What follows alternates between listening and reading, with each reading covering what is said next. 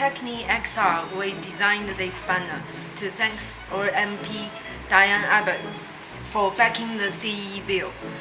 So this is the digital version, so it's easier to go on the projector afterwards.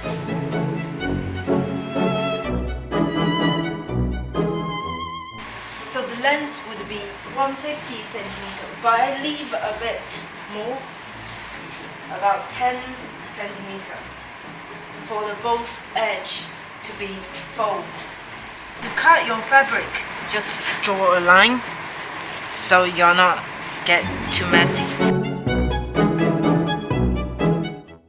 Before you go on the sewing machine to trim the edge, it's best to iron your edge, so you sew with really straight line. So when there is somebody holding the banner, you can just hold straight with the bamboo stick.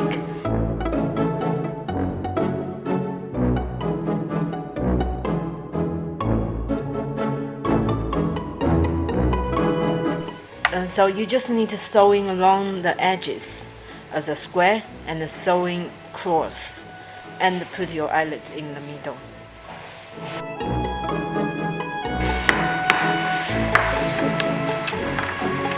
So we use what we have in London Art Factory, as we have this machine, but if at home you have the normal one, you can just make a hole by using your scissors and put your eyelets.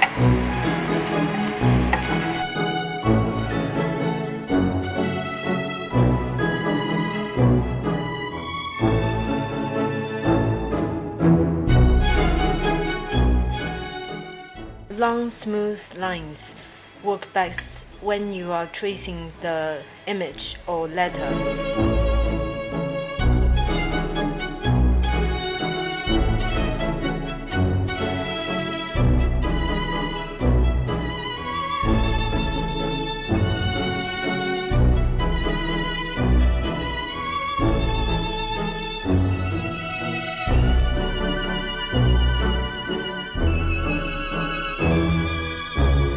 Print out your letters. They can be found in the resource pack and can be printed onto A4 and then joined together.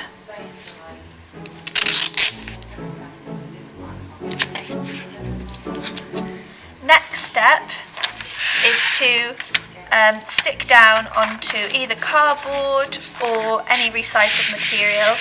Estate agent signs or old adverts are great for this.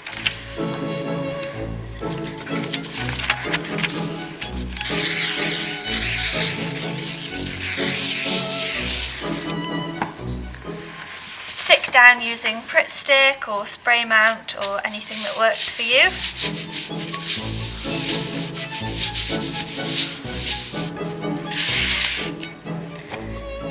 And then with a Stanley knife or a craft knife, you want to just cut around the edges. And then using a scissor to round off the corners.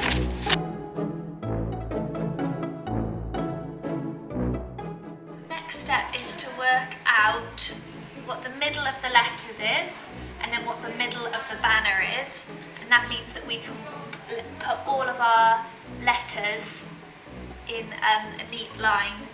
So we need to work out a hang point, which is where the top of the letter will always lie on. So in this instance I've worked out that this width is 77, the letters are 33, so when I've got half of each marked up here, I know that I've got just 22 centimetres. So what I'm going to do is run a chalk line, 22 centimetres all the way down, and then I've got my letters neatly in a row.